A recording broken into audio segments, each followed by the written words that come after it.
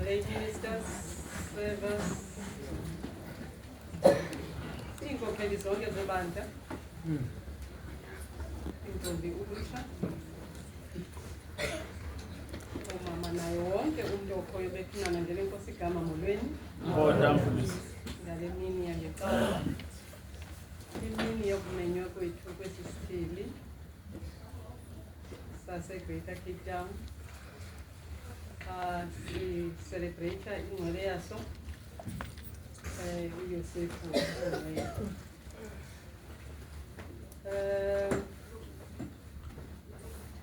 Enyanisweni esimele basezithilini zethu, kodwa ngenxeni yoba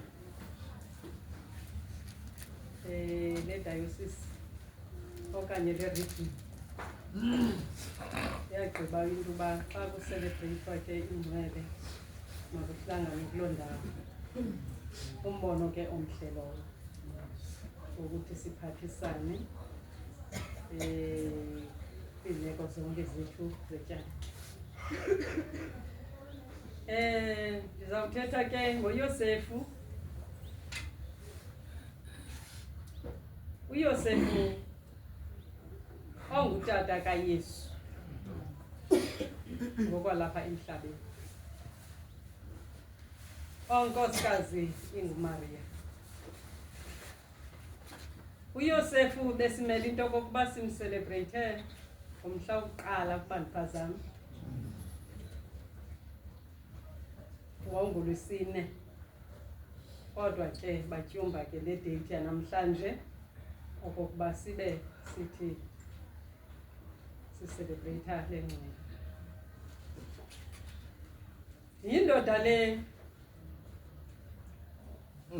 ekungekho mbali ininzi ethethwayo ngayo, kodwa ngumntu esivayo ukuba ngumntu ebenothando kuThixo. Umsebenzi wakhe ibingumchweli, endicinga ukuba inoba ibingumntu okhangeleka phantsi, kuba kaloku ebengena-degree ithile, kodwa ebengumntu osebenza ngezandla zakhe. uYosefu ebemthobele uThixo, ebemthanda uThixo, ebemphulaphula uThixo. Ngexesha ebeza kuzeka uMaria, ufumanisa ukuba le ntombi aza kuyitshata seyikhulelwe. Wanga angayala ngasese,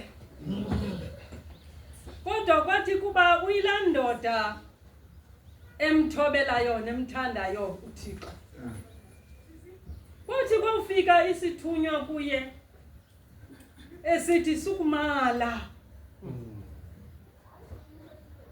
uMaria, waphulaphula, kodwa wayengafuni umala kuba wayemcaphukela, kodwa wayefuna umala ngenxa yawo. Ngamanye amaxesha ezinye izinto zenza intloni, ngamanye amaxesha ezinye izinto ziyoyikeka, kodwa lathi lawufika ilizwi kuye elisuka ngasentla, wabonakala esehlela ngezantsi, ethobela uThixo wakhe amthembileyo namthandayo. Kube sazi into yokokuba akasayi kuzamlahlekise, kube sazi into yoba akasayi kuzathetha into engenakufaneleka. uYosefu lo ube ngumzali, akakhange abe nadumo lungako lubabazwayo kodwa ube ngumzali wangumyeni womuntu.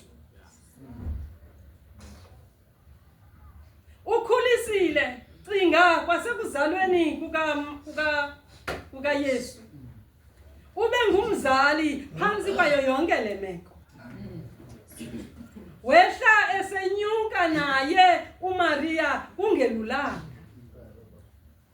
Kodwa ngenxa yento yokuba wayemthanda uThixo eqobo.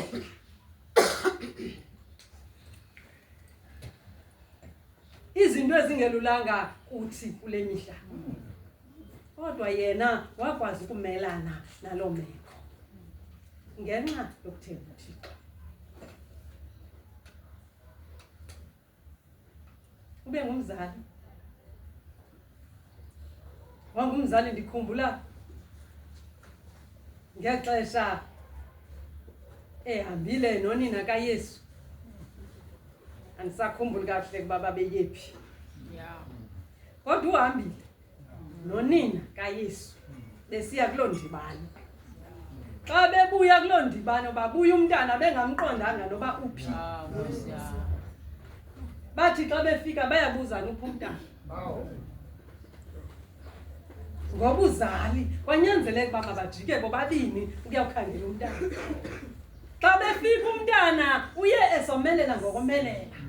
Madoda. Uphakathi kwamadoda amakhulu. Utata ke lowo. Ongathanga mama ubutheni umntana uzungamjongi uba uphi. Zangatsho kodwa wathi makuhanjwe kuyokhangela umntana.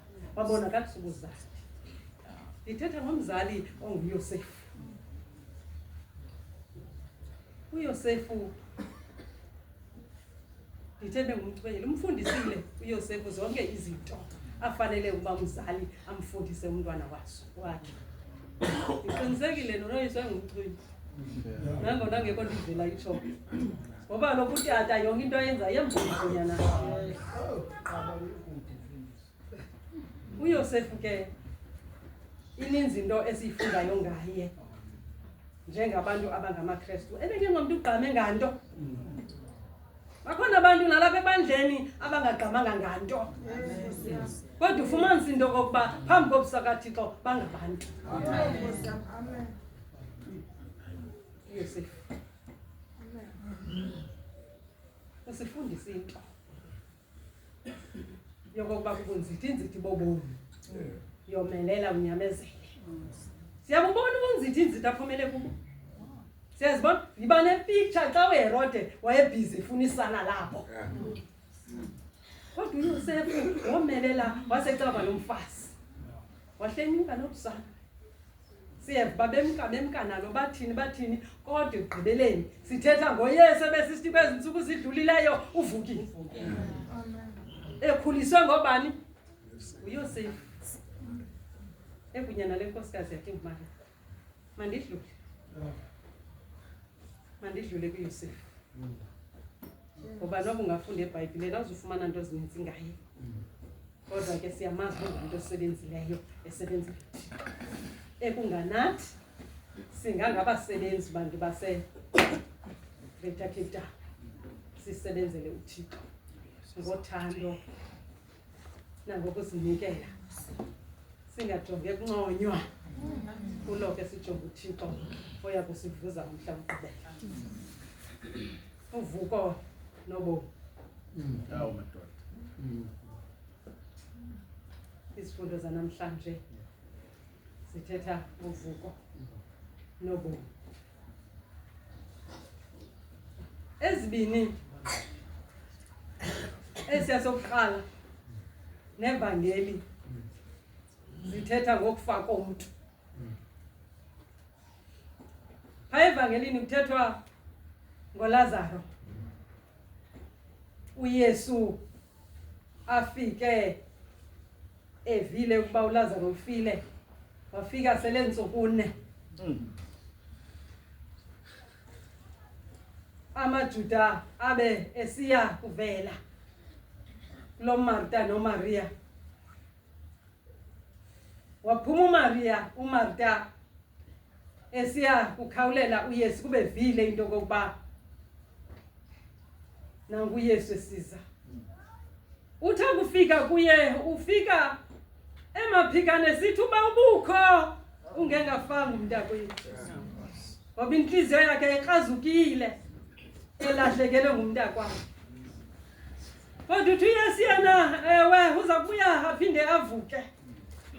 Athi ndiyazi ukuba uzawuvuka ngexesha lokuvuka kwabantu omhla wokugqibela. Uthi uYesu kuye ndim uvuko. Athi ndim ubomi. Athi lo ukholayo kum nokuba ebefile uyakuphila. Athi nalo uphilayo ekhola kum akasayi kufa naphakade. Uyakholwa nakoko. Uthi ewe ndeyisekile. Umuntu onokholo ke okwazi ukutsho. Umuntu onethemba lento okwazi uthetha lo mazwi. Athi awuva inkosi imxelele into uba ndimuvuko ndimubomi. Umuntu elele phansi kwengcwaba. Kodwa kuba kwathi bawuthetha uKristu ngoba umxelile wathi ewe ndiyakholwa kuba nguye uKristu unyana kaThixo. Uyathemba into kokuba yawubitshila indembelele enyaniseni uza kuvuka unyana wako kwabo onguLazaro. uYesu sazi kakuhle into kokuba wayesazi into kokuba ayikokufa okuphela kwako ukufa oku kuloko kubonakaliswa nje uzuko lukaThixo athi awufika phezu kwengcwaba likaLazaro wathetha nje ngezwi wavuka uLazaro. Into engenakho ukwenziwa ndim nawe kuba kaloku thina singuyangu Yesu Kristu. Kodwa nathi sinethemba lokokuba nakubeni lizawufika ixesha lokokuba sinduluke ezantsi emhlabeni. Kodwa lizawufika ixesha lovuko njengoko uYesu Kristu inhlahlela yabalele ukufa. Esazinto kokuba ubefile kodwa wabuya wavuka. Sinethemba kuba ukufa ayilosiphelo sabomi sisazawuvuka sivukele ebomini obutsha. Kulena yeqala ibifundwa apha. Umhlolokazi ubona isimanga ufelwa ngumntana ekubeni kukhona indwendwe lifikileyo kwakhe. Ungqala kulo ngqo kuba ubona into yokuba yena ulo mntu lo uzisa ukufa endlini yakhe. Ngoba bekade behleli nomntana wakhe kungekho nto. Kodwa ngoku ufika lo mntu kwelikhaya ugujelwa ngumntana. Uthi awumthi ngqo emgqale emehlweni emjongile embuza into yokuba ingaba ngokufika kwakhe na uzokumenzela ndiyayicinga into yoba esithi simanga sini na esi uzongenzela sona kwekhaya. Ngokufika kwakho ndibhujelwa ngumntana. Le ndoda yakwaKristu kwathi riphu umlilo. Yaqonda into yokokuba akho ndlela mbini mayibize kuyisengasenga. Yeza yafika yamthatha umntana lijomo selibali. Wenyuka naye wabheka phezulu. Aphathe ufika kakhona wazolula phezu kwakhe ethetha noThixo wakhe. Ecenga ukuba bawo khawundenzele inceba ngalo muntu. Khawundenzele inceba ngalo muntu. Bathi uThixo kuba unguThixo nenceba. UnguThixo vayo. UnguThixo bona Nkosi ngaboni khona. Wakubona ukudandatheka komhlolokazi. Wakubona ukudandatheka kukaEliya. Wathi mandibona ngelisuzuko lwami phambi kwalo mhlolokazi ngalo mntu okokuba ingomuntu uzena bubi kuloko ngumuntu endimthumele kwelikhaya ukuze kubonakale usuku lwakhe. Thawuzolula izandla phezu komntana abonakala uThixo siba yimfesana. Wamphakamisa umntana. Uthi awuphakama umntana wamthabatha wehlana waya naye ezantsi kunina. Waya kumbonisa into yokuba ingeso simanga. Kodwa uThixo bebonakala usuku lwakhe. Wamnika umntana wakhe. Ndiqinisekile umhlolokazi. Nakubeni wayemdelele. Waqonda into yokuba tyhini luqobo lukaThixo lufike apha. Ngoba ke ngoku esi simanga senzekayo somuntu ovusumntu. Into engazange yenzeka. Kudala abantu bebhubha. Kodwa kangaboni umfundisa mntwana. Kodwa lo muntu ufikileyo kwekhaya namhlanje uthe awumbone ekhale ethwele izandla enhloko. Kodwa wathi awuphuma emkeni omntana buya nomntana ephilile. Mayibonge inkosi. Amen. Ithi lonto ezonto zinakho kwenzeka nakuthi. Ithi lonto nakuthi ezonto zinakho kwenzeka kuthi ngantoni ngokholo. Xa sikholwa ngenyaniso sizinikela inhliziyo zethu. Sinako yenza imemangaliso. Nakukuvuka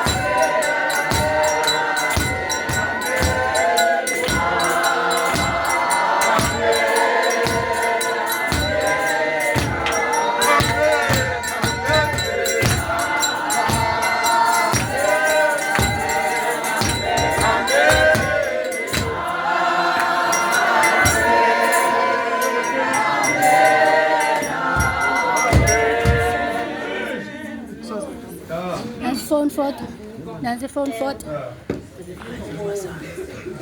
Wann bist du noch? No, kholayo kum. Ba lethe wafa. Okay. Nabo bakholayo kum. Nabo baphila bekholayo kum bawudla ubomi. Naphakade. Sinelo themba. Lokuba njengabantu abakholwayo. Sodla ubomi. Basithe sakholwa kuThixo. Akuthethanga ngomuntu okholwayo. Ja. Kuba ehlamba avuke ezindlini kaThixo. Kuthethwa ngomuntu okholwayo ozinikelayo umzimba nomphefumulo wakhe kuThixo. Ja. Mos xa sihleli njengabantu abathi ngenye imini bamvuma uKristu,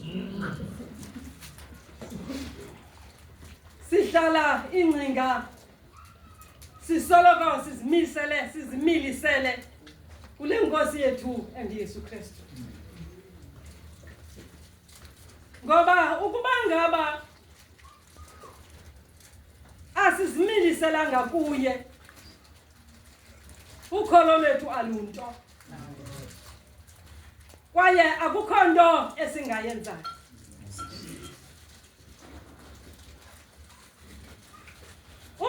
uKristu kufuneka afane noYosefu. Hawu. Amthande uThixo wakhe, ayithande inkosi yakhe ngomzimba wakhe, ngomphefumulo wakhe wonke nangengqondo yakhe. Amen.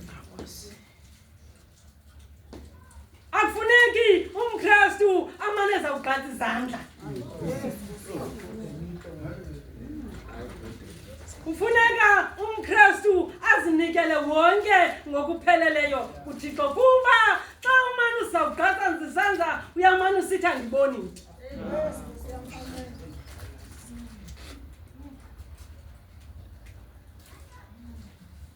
Abantu abaninzi bayemka balishiya ibandla likaKristu kuba besithi ababoni nto. Yes.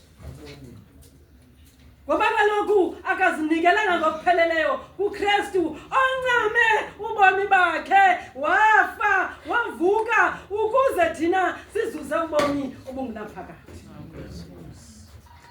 Amen.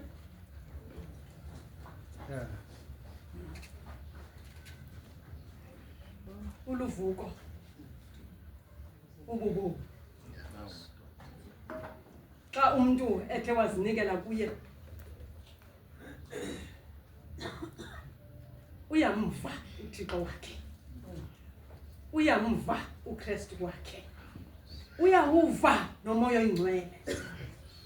Xa umuntu ezinikele kuThixo ehamba uba ngathi uyabhabha, ngoba kukho le nto ingaphakathi emthumayo. Akabi ngathi xa isiza endlini kaThixo uyarhukwa, ngoba kukho le nto imthumayo, ingulo moya oyingcwele ulapha ngaphakathi. Inkathazo unonelele lonyana wesintu athe wazinikela kuye, kuba uye wavuma ukuzinikela ukuba bethelele emnqamlezweni ukuze kuphile thina.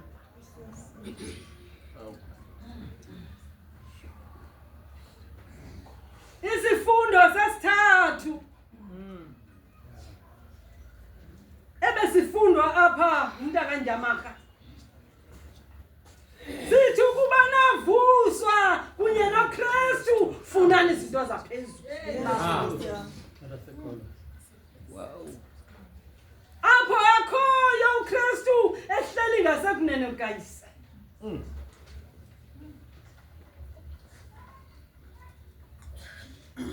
Kaloku sithe thina ngexesha lokufa kwenkosi yethu Yesu Kristu, sathi xa ingcwatywa sathi izimo zethu ezidala zingcwatywe phaa.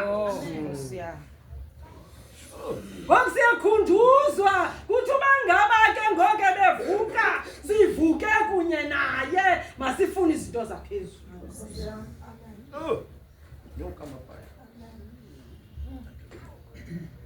Isixelele izimo zethu zakudala esasizenza ngaphambili ukuze zibe sithe mazitshone nokufa kukaKristu. Iphinde yasixelela izinto emasizenze njengabantu abavuke kunye noKristu.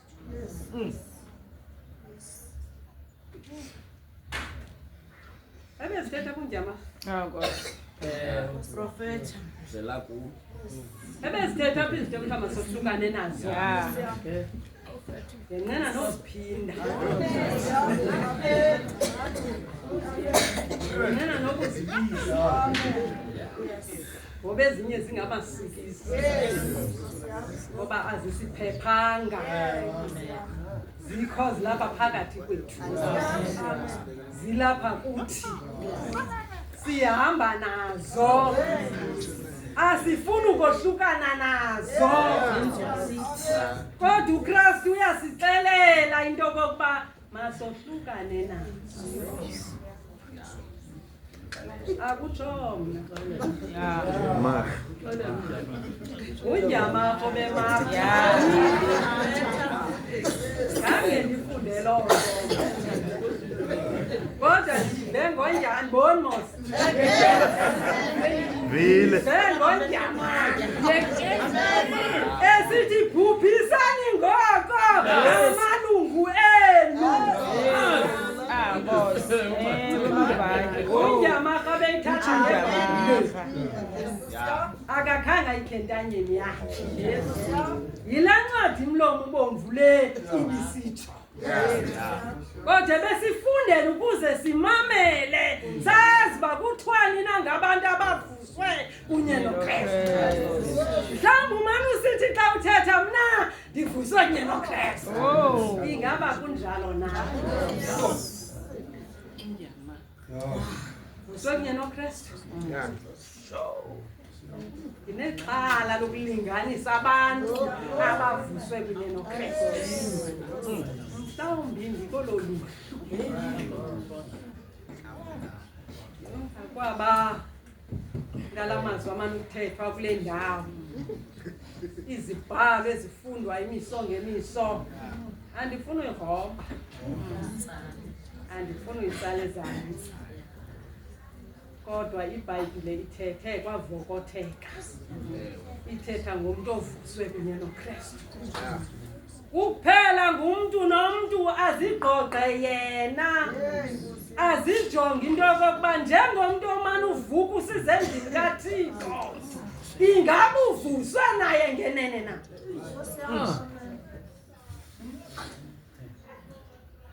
Okanye uzawuvuswa kuba ulapha kule ndlu nebuphume ngalaa gate ayisekho naloo gate nandizikhona. Nkosi yami.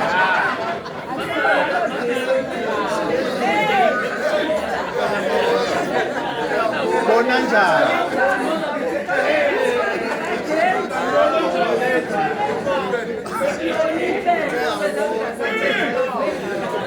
Ya. Ubone njani ekhaya? Ibona umoya moya. Amen.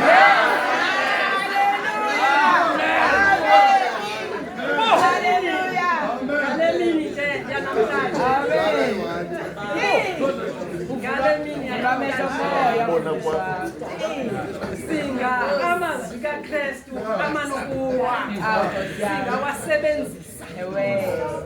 Ungajonga umgoqo ongafanelekanga. Andinto yanto. Ndiludwayi nje olumi kule ndawo ekungenzeka into uba ndi-empty vessel.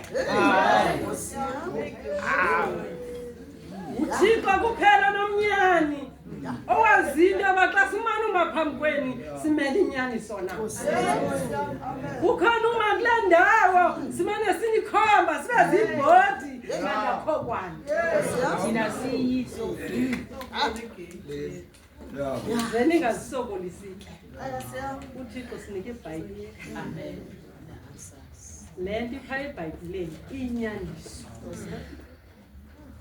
Uzungathanda izumamela kuba ulohlobo. Uzuye eBhayibhileni umamele ukuthini uThixo xethetha nawe. Eyona nto esiyinqwenelayo kukuba singapheleli kwelihlabathi. Eyona nto siyinqwenelayo kuba sizuze ubomi obungaphakathi. Ayojoka bantakwethu. Bandibona uba ndiyimfana egezayo emapha. Andimelanga loo nto. Ndimele uKristu. Endinga ubomi bam bungaphela nje kule ndawo. Endinga uKristu angatshintsha impilo yam ndilandele yena. Endinga uKristu sonke angasitshintsha impilo ukuze sifane naye. Singabi ngabahambi bendlela koko sibe ngabini. Sawuthi ugqibelana ndincedekanga umsebenzi wam ubanjwe kanye zizikhoso zam. Kanti besicinga uba kuyadlala.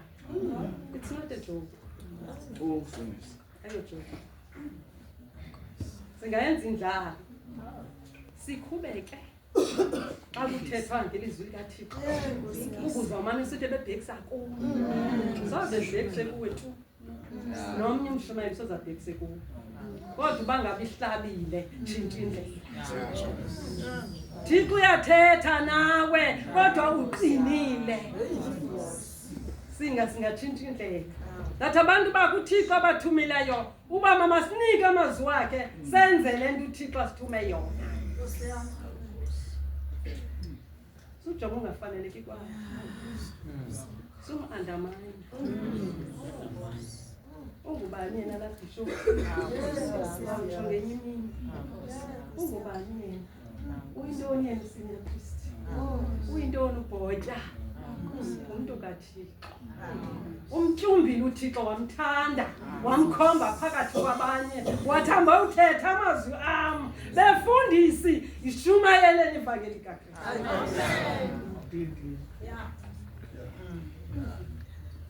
Beyithanda, bengathandi, thethani le nto uThixo anithume yona.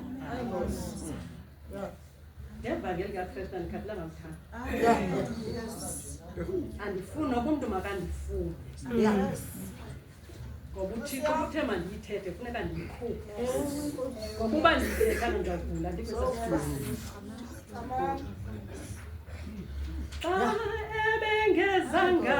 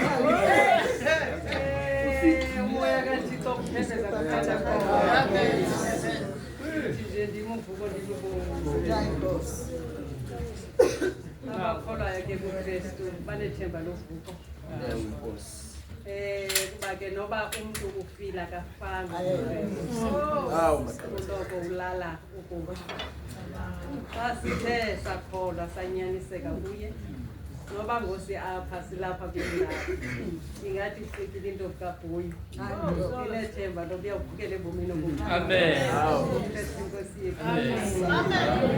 Amen.